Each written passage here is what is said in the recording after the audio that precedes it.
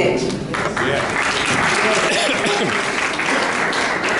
I don't know if some of you know this about me, but I really enjoy doing jigsaw puzzles. And I'm actually feeling pretty proud of myself because the Sesame Street puzzle that I bought said 3 to 5 years, and I got it done in 18 months.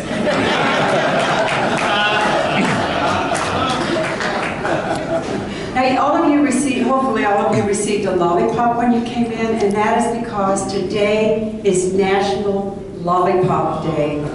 Lollipops were first invented in the 16th century, and they have been a candy staple in the United States for about the last 100 years. Now, I learned that the best way to celebrate National Lollipop Day is to share a lollipop with others, so raise your lollipops and enjoy your lollipops today. So we will now officially begin our meeting by singing a verse of America.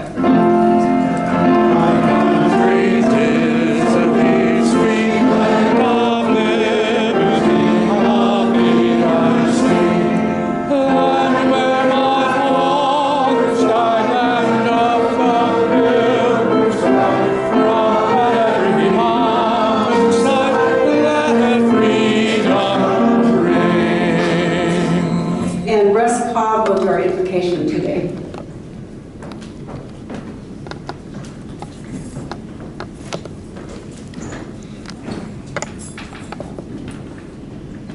Today, may we be open to others' ideas and beliefs, respectful of our differences, not threatened by them.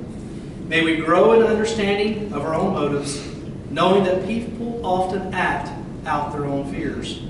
May we be a force for replacing fear with insight, helping us all to be patient and kind as we talk.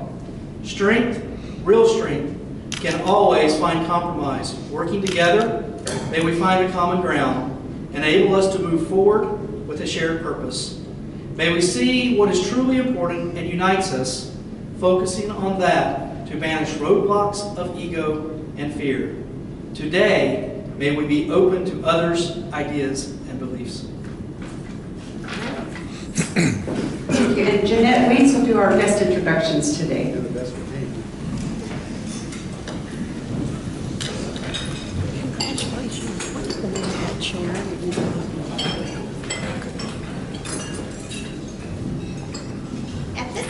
At this time, I would like for those in the audience who have brought a guest today to please stand and make your introductions. For our guests, will you please remain standing until all of the guests have been introduced. Our first member to bring a guest today is Yana Ross. Today I brought Larry Shipman, and Larry Shipman has been an American Family Insurance agent for 51 years. And he's been involved with Cappers Foundation with his wife Barb for 17 years. So he has been a great addition to this community. Our next member with a guest is Jane McCall. Today I brought Kenneth Scott from the American Family Insurance Agency in my building. Farmer.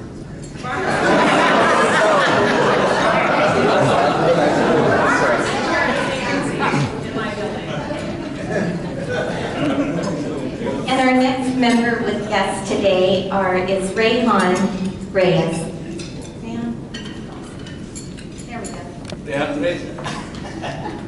Well, good afternoon. It's my pleasure to meet you. I have two guests. And the first guest is the know Michelle LaSalle. She's a city council member running for Topeka, good friend of mine. The second guest is John Gibson, and he's a good friend of mine, and also he's the chairman of Kansas Democratic Party. All right, membership, let's give our guests a warm welcome.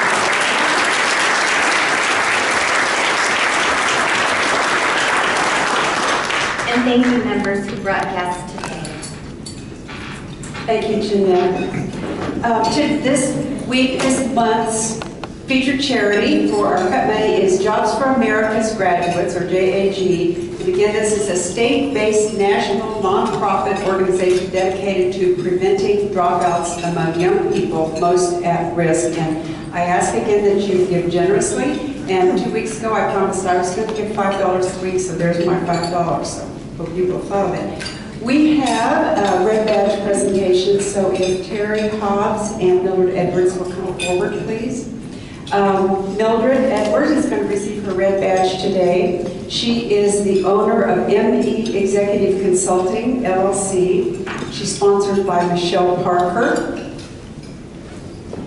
And she is interested in international and community service and fellowship.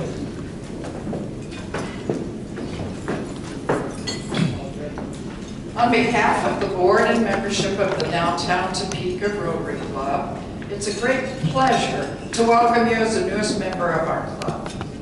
We look forward to the fellowship that we will share, as well as your participation in many club projects that make our community, country, and world a better place in which to live. Rotary is an organization of business and professional people pledged to uphold the highest ethical and moral standards. Rotary activities exemplify the charity and sacrifice that you would expect from people who believe that they have a responsibility to help others. Rotary's main objective is service in the community, in the workplace, and around the globe. The 1.2 million Rotarians who make up more than 34,000 clubs in nearly every country in the world share a dedication to the ideal of service above self. I would like to present you with your Rotary lapel pin from Grace. We ask that you wear your Rotary pin with pride as a symbol of your commitment to Rotary ideals. It identifies you as a Rotarian. It signifies that you are welcome at Rotary meetings anywhere in the world. And I would like also to present to your red badge and look forward to you turning it into a blue badge. Yes.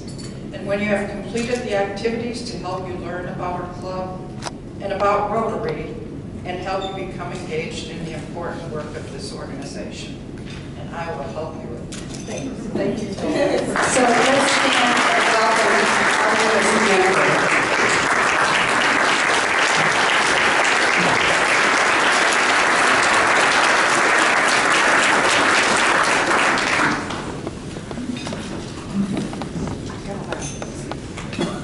So David, back if you make your way forward, please. And while he's doing that, I wanted to make another announcement. We have what used to be called FML, which was Foundation Membership and Leadership, and it's now called Team Training.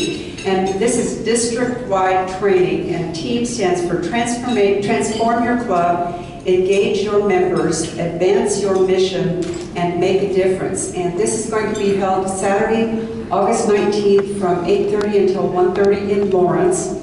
Registration is free, and there's a free lunch. Registration is not quite open, but I think it'll be a very valuable experience for you and for our club and Rotary in general. And now, David Beck.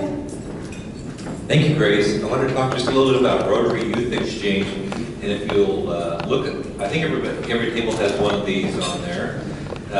It's kind of an exciting time right now. We are welcoming in what we call the inbound students.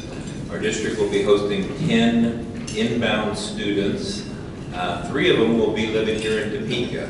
So this tells you about some of those folks and also the opportunities that we have to be a host family. Rotary likes to have 3 host families for each student. So we'll have 2 in the Seaman High District and 1 at Topeka High that we still need a host family for each one of them. So take a look at that. Some of you have talked about it already, thought about it, Michelle and Scott. And I'll be glad to talk to you more about that. Kurt, are you here? Anyway, the other part of the youth exchange is that it is an exchange, so we have inbounds and we have outbounds. And I'm very pleased to introduce Amarachi Wapuda, who is going to be sponsored by our club as an outbound student this year. Amarachi? Hello everyone. My name is Amarachi Wapuda, and I attend Topeka High as a junior this coming year, and I will be outbound to Japan.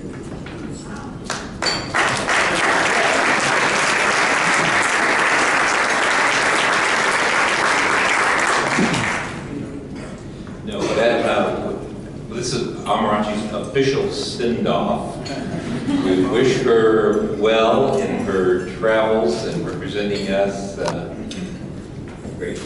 Yes, and Amarachi, we're so excited to be able to sponsor you and help you out. And we have 3 things for you. One is a 4-way test coin. So hopefully you can keep that near and dear to your heart or share it with someone to help remember the 4-way test and how we as Rotarians like to live. The second thing, we have some flags from our club, and we would love for you to be able to visit a Rotary Club or 2 and exchange those flags. So when you go, you give them a flag and get one of their flags, and hopefully when you come back, you can share that. And finally, we have a scholarship check for you to help you in your travels. So the best of luck, and we will be thinking about you during this following year. Thank you.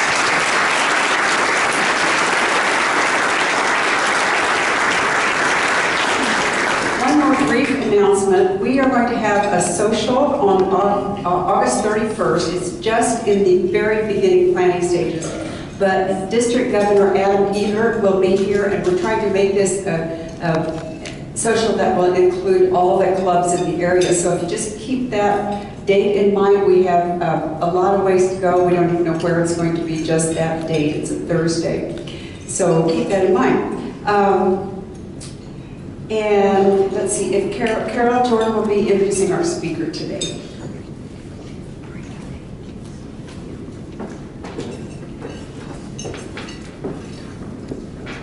Good afternoon, everybody. It's my pleasure today to introduce our guest speaker.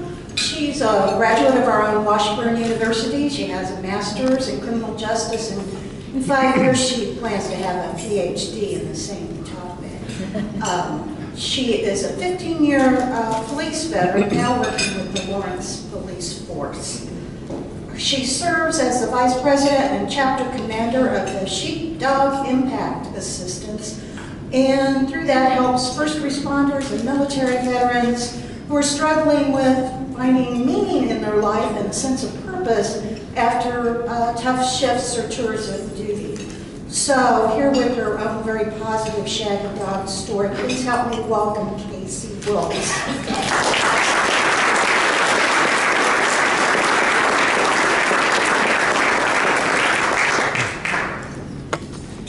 So who's wondering where my dog is? Okay. So if you know Lieutenant Colonel Grossman, if you've watched the movie American Sniper, he talks about the sheepdog who are the protectors of the flock. So police officers, firefighters, EMTs, and military personnel, our job is to protect you. That's what our nonprofit is all about. I would like to explain it, but I feel like after you watch this video, you'll have a much better understanding of what we do. So I'll go ahead and play this first.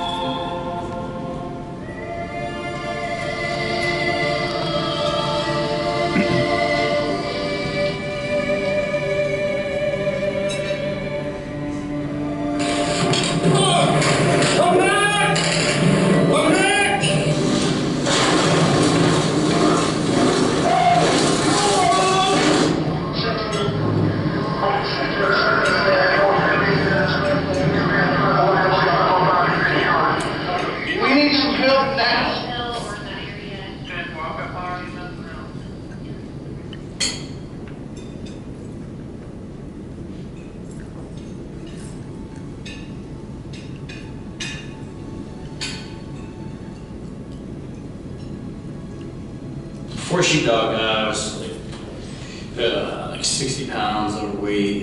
I was really angry. I was drinking a lot. I kind of didn't push myself physically. I kind of knew I had this idea of what my limitations were, and I didn't push myself. I didn't even confidence, so I didn't do anything. I hated people staring at me. I just didn't do anything that I wasn't comfortable with outside of therapy. It's like I always thought in the back of my mind before deploying, like, this probably is gonna happen. Like, and I always tell myself, hey, I can handle it. I can handle whatever happens. I'm mentally strong enough. I've gotten this far. I got these guys that depend on me. I'm willing to walk the point, and I can take anything that's thrown at me. And then it happened, you know.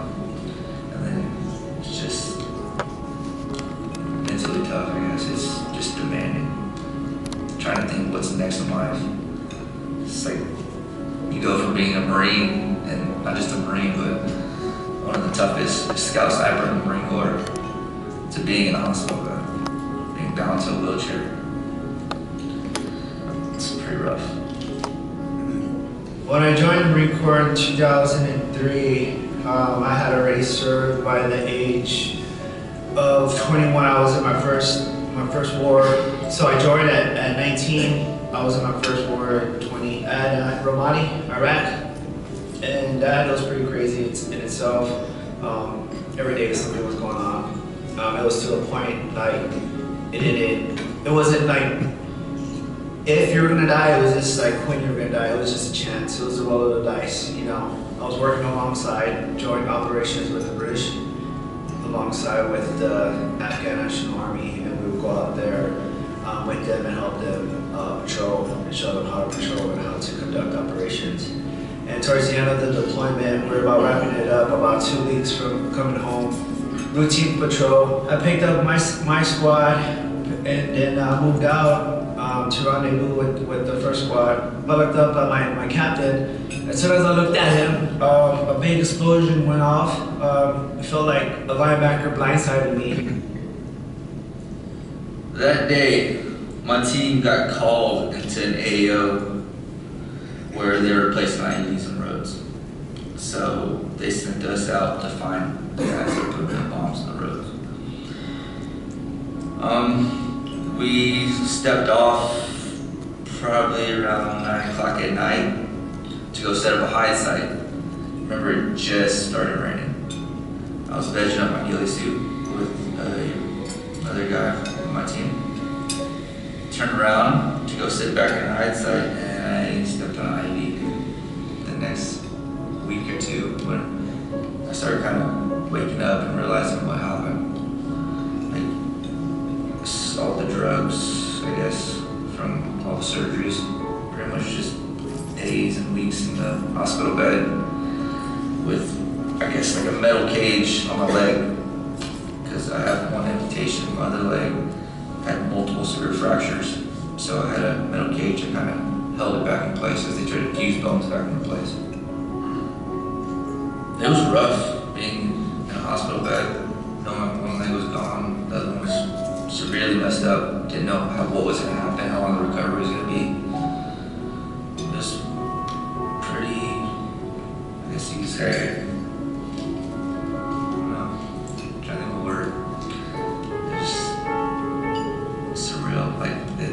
this was happening.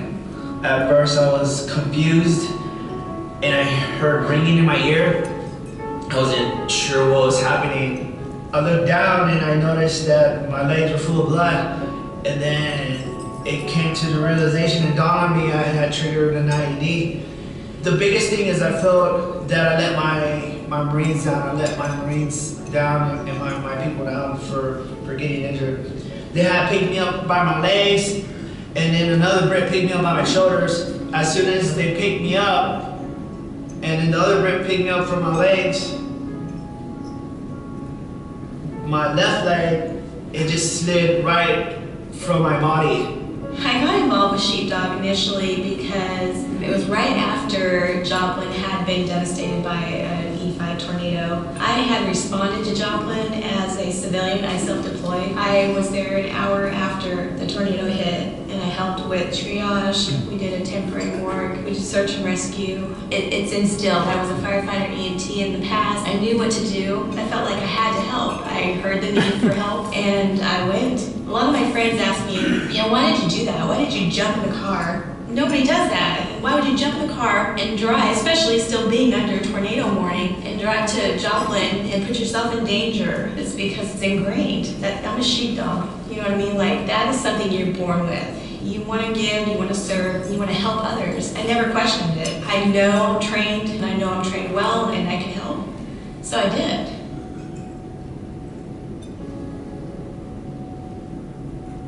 May 28th of 2015, I just arrived to work and filled up my patrol vehicle. And then I received a call to back up an officer in Talala. We asked him to turn the vehicle off. He sped off, which led to a pursuit. They took off in their SUV. The occupants of the vehicle immediately started to fire upon us.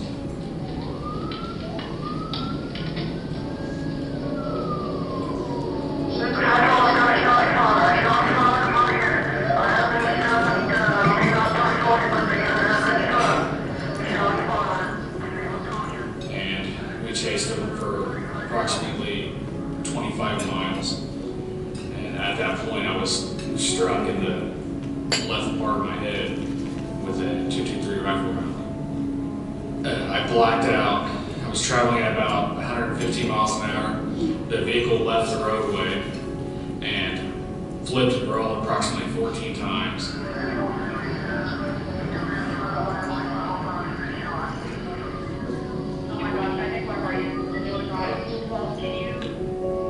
Then the vehicle started on fire.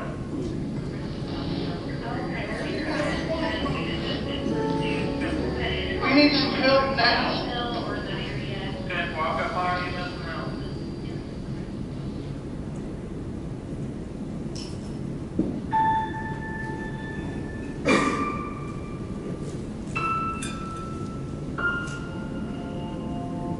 Sheepdog.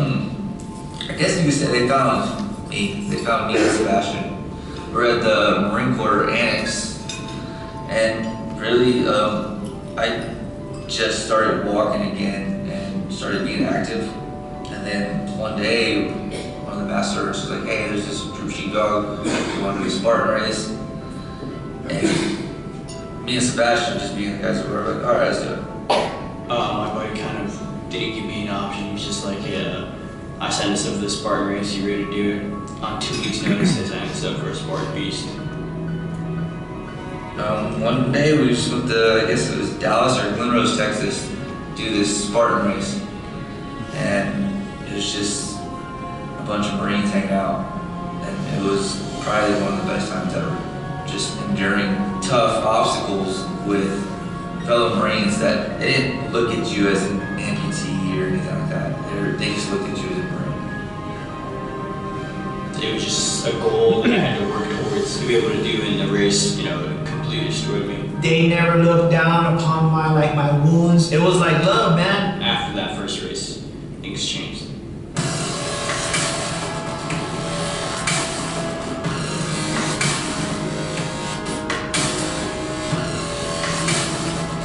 Kind of lit a fire to not only better themselves, but better.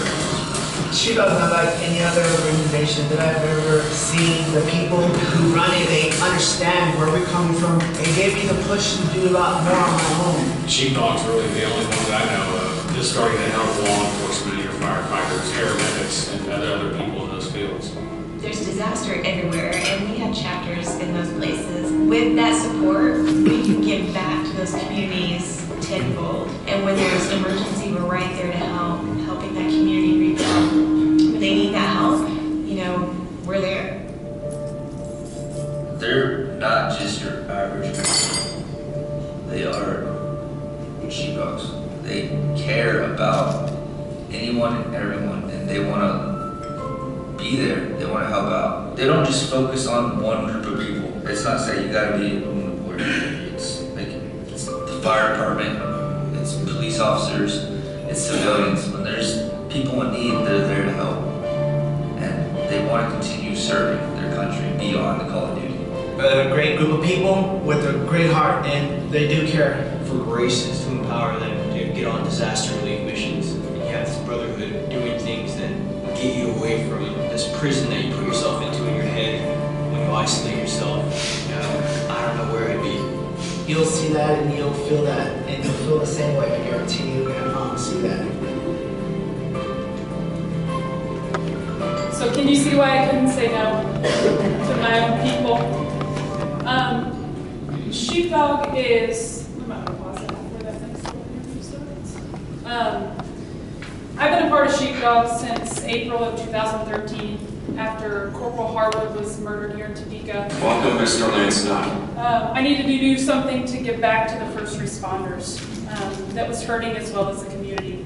So I researched some nonprofits and I found Sheepdog. I called up the president and founder and I said, hey, I want to bring this to Kansas. And he said, well, tell me about yourself. I did. He said, okay, well, we'll start you out as a team for the first year. We have some criteria that you need to match, and then in a year you'll become a chapter.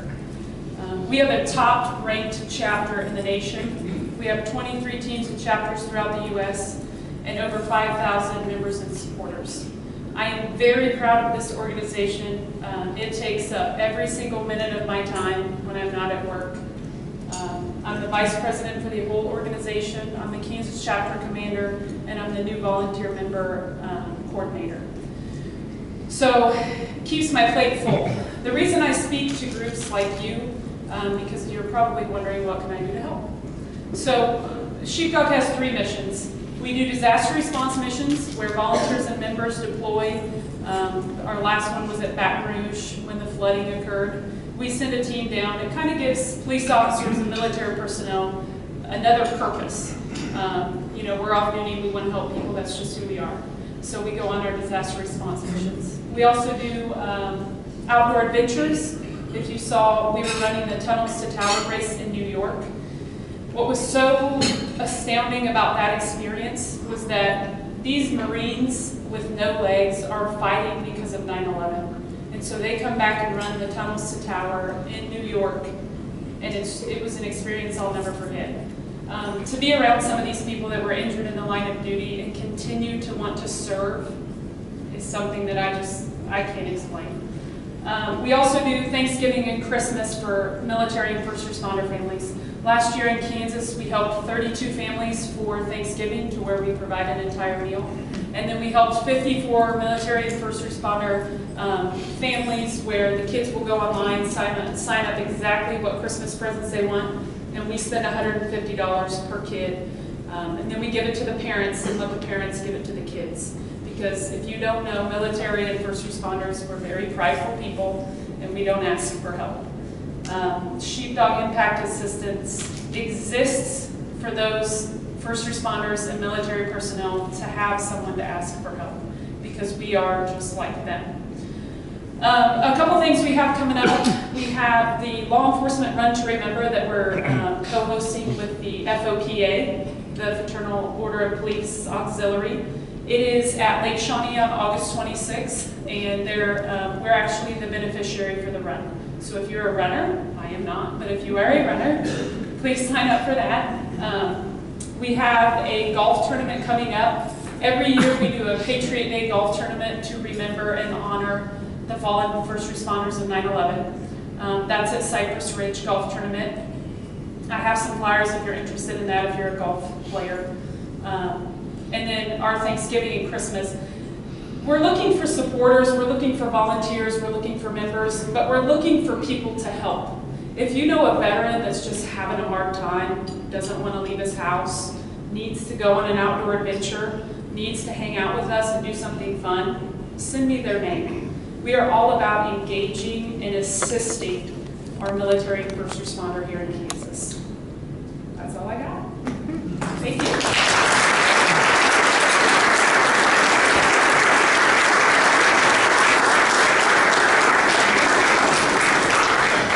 And we have some time for questions. Anybody have any questions? Yes, sir. How many of those folks in Kansas are here in the Topeka or the Shawnee County area? Our members and volunteers or the sheepdogs in need? Both. So we have 56 members in Kansas. Probably because I'm from Topeka and kind of spearheaded the thing, we probably have about 30 to 35 members in Topeka. A lot of our volunteers, we probably have 50 or 60 volunteers here in Shawnee County. And then we have helped 4 sheepdogs in need, a firefighter who was injured in a grain elevator explosion, a police officer who was in a motorcycle accident and lost his leg and can no longer do his job, and 2 military people who were injured in the line of duty. Yes, sir. You said that your chapter is ranked #1. It is. What's ranked in size? It's involvement in size. So our chapter decided a long time ago to focus on disaster relief because we're Kansas and we want the help if, Lord forbid, anything ever happens here. Last year we deployed on 7 disaster response missions where we take our disaster response trailer, South Carolina, Texas, Oklahoma, Nebraska. We went all over. So we pride ourselves on that, to see the Kansas chapter trailer rolling up in Baton Rouge. So it's that, member size, just our involvement, how many people we send on the outdoor adventures. We have the Marine Corps Marathon that we're running in October with a whole bunch of members and volunteers and people who were injured in the line of duty. So we're sending about 30 people to that from Kansas. So just how active we are. Yes, sir.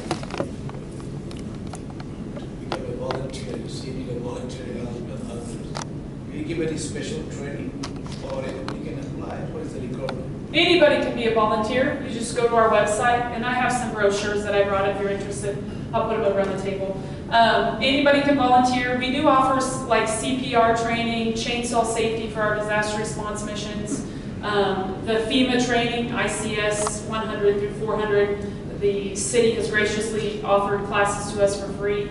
So yeah, you get training, but in all honesty, for our volunteers, it's hard to find a way to give back to veterans and first responders because we're not going to accept your help. That's just how it is. But through this organization, you will see an impact on how you can help them because you will send them to Washington, D.C., or you will go on a disaster response mission and get to work with them and kind of thank them personally that way. Are there any veterans in the room? Well, from me to you, thank you very much for your service.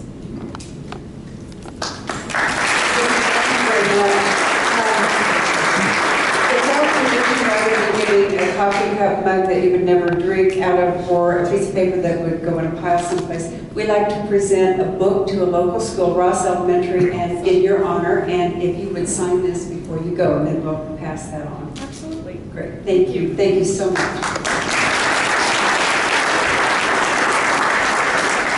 So today I would like to leave you with the words of Marianne Williamson.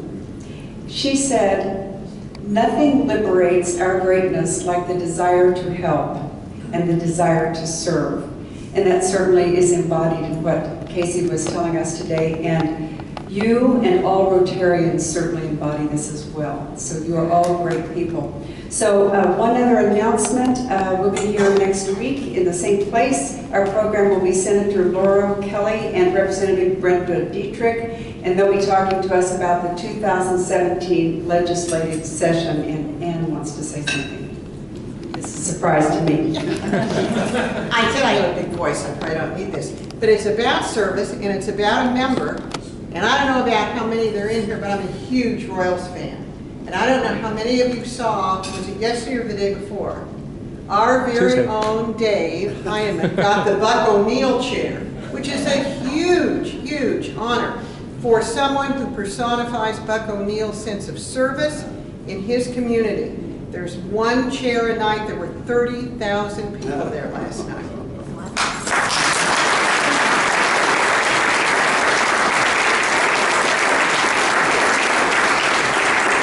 So let's stand and close the four-way test +1. Promise I'll remember this time. The things we think, say, or do